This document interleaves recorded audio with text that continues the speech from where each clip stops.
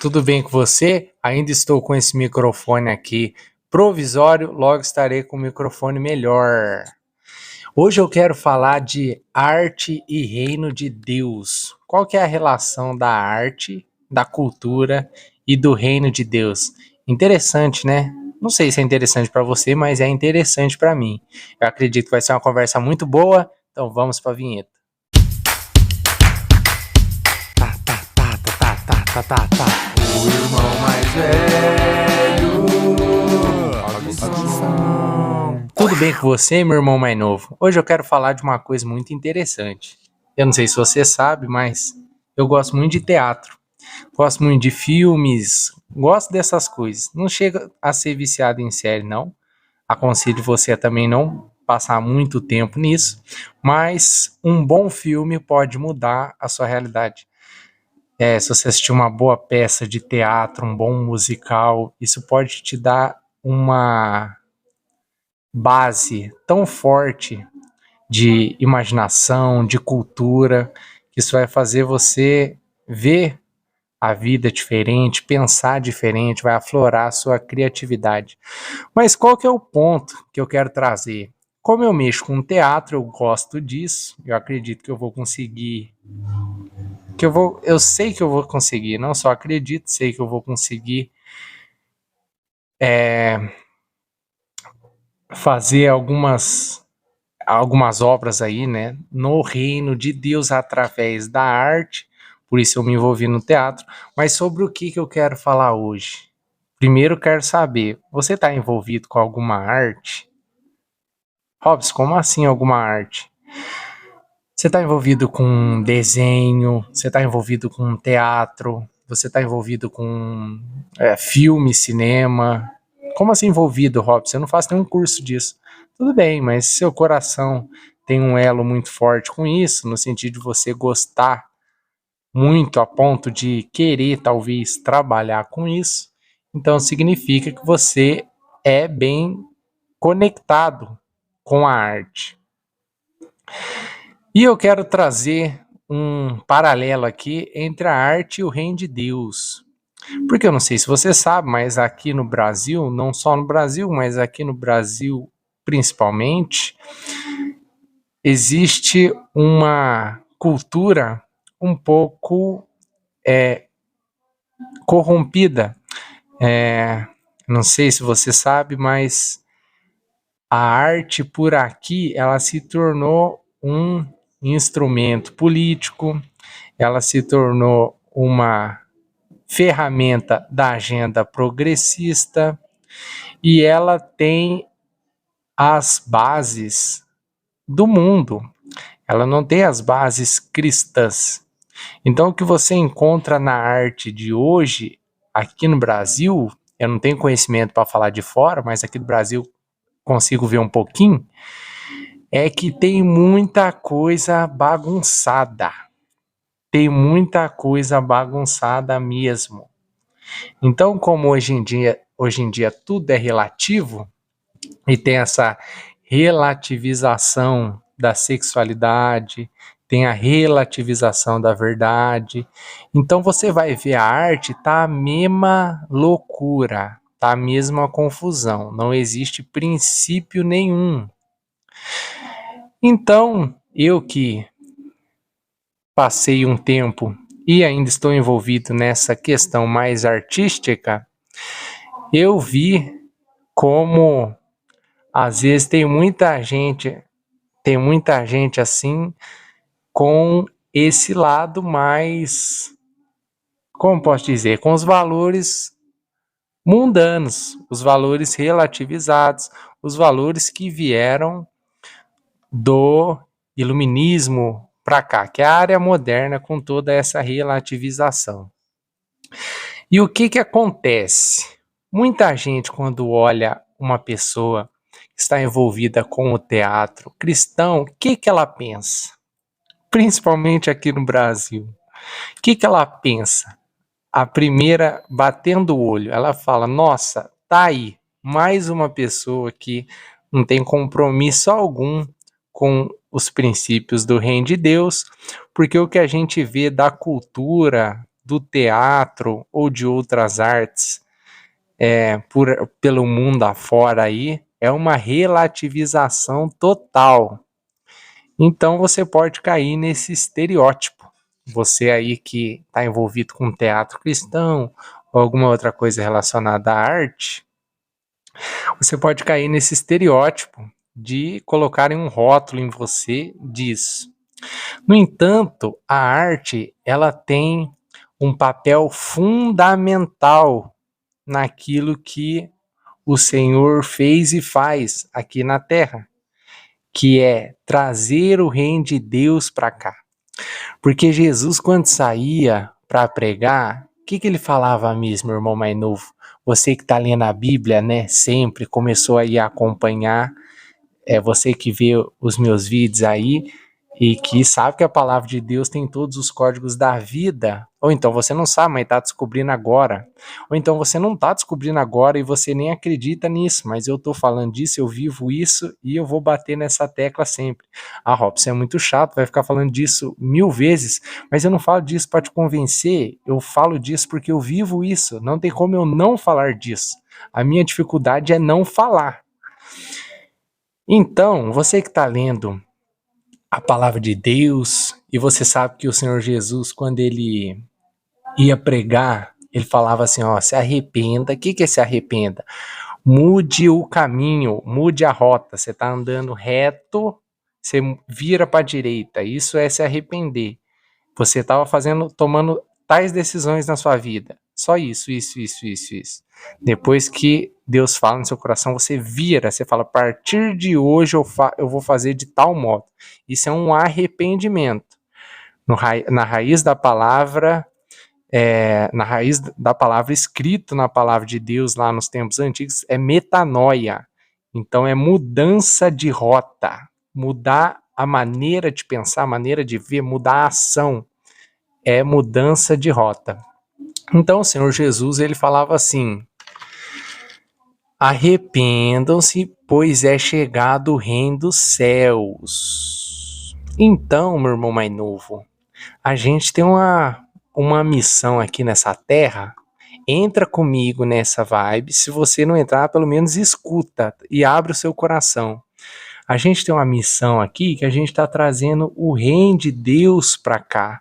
Robson, como assim? Eu não estou vendo nenhum rei, não estou vendo nenhum príncipe. Como que está trazendo o reino de Deus para cá? Eu acho que você está delirando. Calma aí que eu vou te levar num raciocínio como se fosse o caminho de Emaús. Robson, eu não sei o que é o caminho de Emaús. O caminho de Emaús é um caminho que Jesus, depois que ressuscitou, falou com 2 discípulos. E ele foi falando e os discípulos foram abrindo os olhos. Deixa eu te falar uma coisa. Você já percebeu que a esquerda, quando ela quis tomar aqui o poder, e quando eu digo esquerda, me desculpa a generalização, tá bom?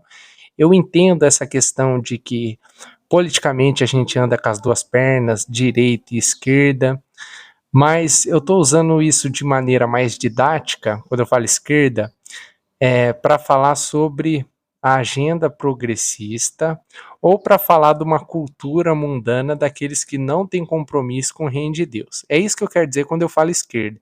Robson, mas eu sou de esquerda e agora me senti ofendido.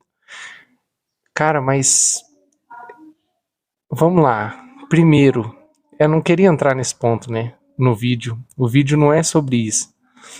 Mas eu vou dar só uma pincelada. A esquerda, você sabe que ela é envolvida com toda a questão do marxismo cultural, né, do patriarcado, etc. E tá bom, eu não vou entrar nesse ponto não. Eu só vou continuar. Eu só digo uma coisa, eu vou ainda gravar alguns vídeos e eu vou bater forte. Eu ainda preciso me aprofundar um pouco mais nessa questão de marxismo cultural para me falar com um pouco mais de propriedade. Porque se eu falar agora, ainda tem algumas coisas que eu preciso estar mais por dentro para mim não falar baboseira aqui, tá bom? Então, você que está aí me assistindo, generalizando, né? Mas você que está aí com a ideologia progressista na mente, está me assistindo, tudo bem, continue me assistindo, vai me ouvindo as palavras, porque sempre flui um rio muito bom aqui, e é bom você estar aí ouvindo, tá por aí. Tá bom? Então, voltando ao raciocínio, quando a esquerda começou a tomar o poder aqui, como que eles fizeram? A estratégia de Gramsci, né? Como é que eles fizeram? Eles foram tomando a cultura primeiro. Então, eles tomaram as esferas que ninguém estava se atentando. Então, todo mundo achava que eles iriam vir com uma coisa mais nítida de se enxergar. Ah, é um movimento político. Todo mundo achou que ia ser assim que eles viriam, mas eles vieram de uma maneira mais subjetiva, se infiltrando em escolas, imprensa, tanto que você vê hoje. Hoje é um pouco diferente, porque teve o fenômeno do Jair Messias Bolsonaro, que trouxe algumas pautas conservadoras. Então, ele não vou dizer amenizou, mas ele revelou isso. Então, muita gente não sabia disso. Muita gente não sabia que a imprensa inteira era de mentalidade progressista, muita gente não sabia que as faculdades eram de mentalidade progressista, muita gente não sabia disso. E o fenômeno Bolsonaro, não comentando sobre a pessoa, mas o movimento, ele revelou como culturalmente o progressismo já estava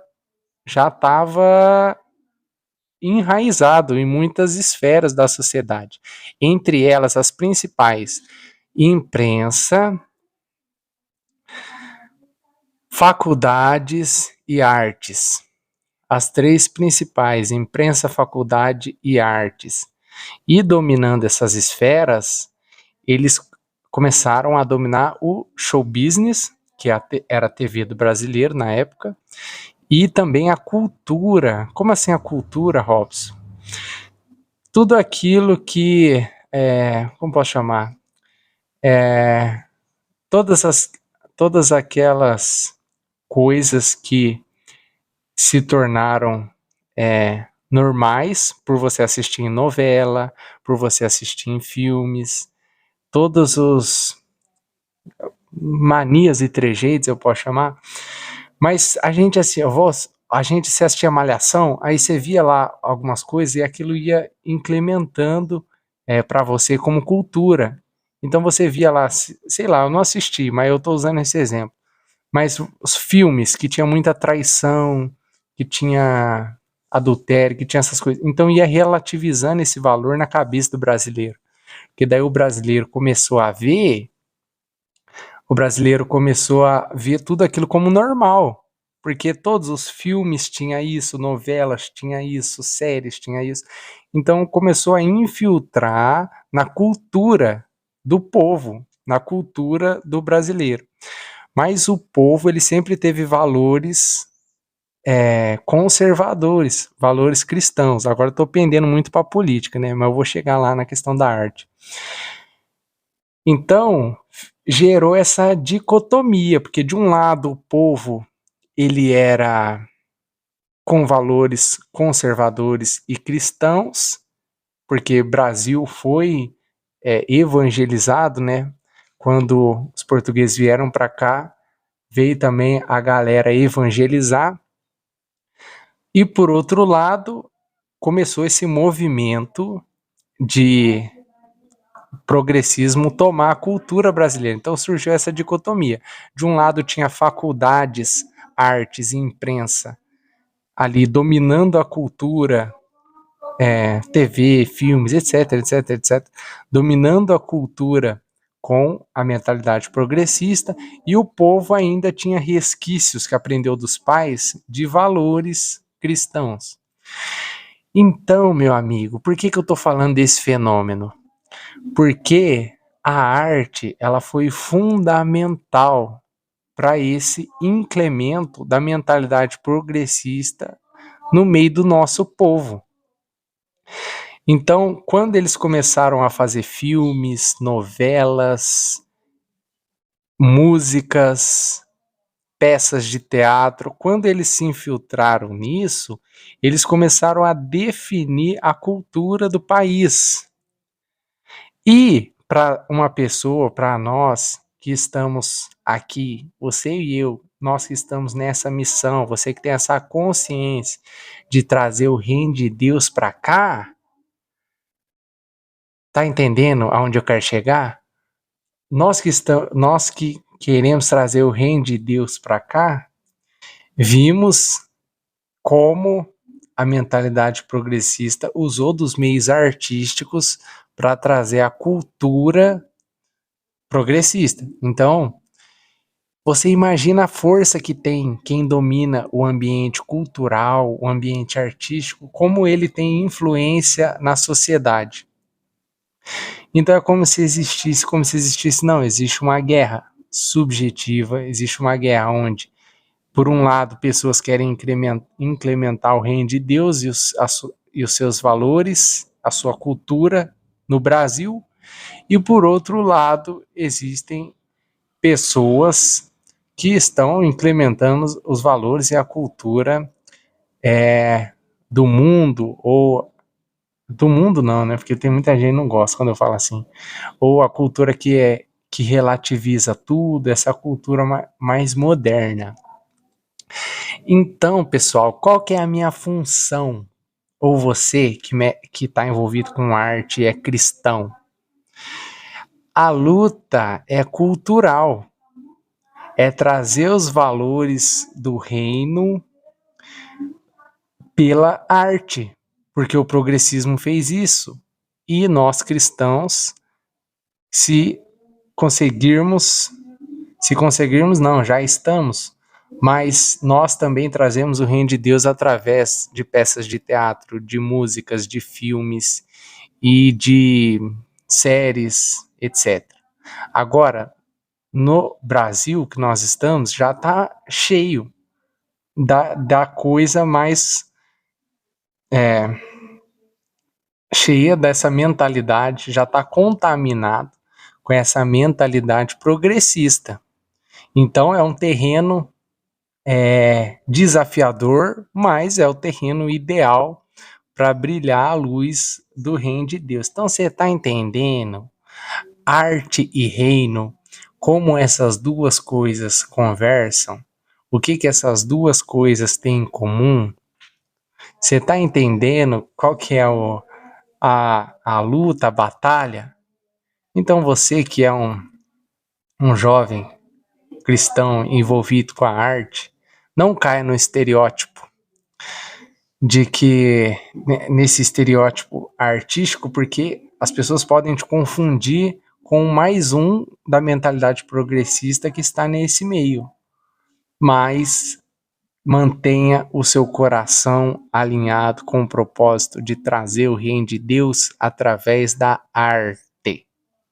Tá bom? Eu espero que esse bate-papo ele tenha abrido um pouco a sua cabeça, tenha contextualizado aí o cenário que você está e que possa te agregar de alguma forma, porque esse é um bate-papo entre um irmão mais velho e um irmão mais novo. A gente conversando sobre essas coisas, tá bom? Política, cultura, arte, N coisas. Te aguardo no próximo vídeo, se inscreve no canal, dá um like, comenta aí. Se você é o meu hater e tá assistindo aí também e vai falar aí, não, mas já... Também não tem problema, você é muito bem-vindo aqui. Espero que você, com as palavras, possa refletir sobre muita coisa. Esse foi o Irmão Mais Velho. Até a próxima.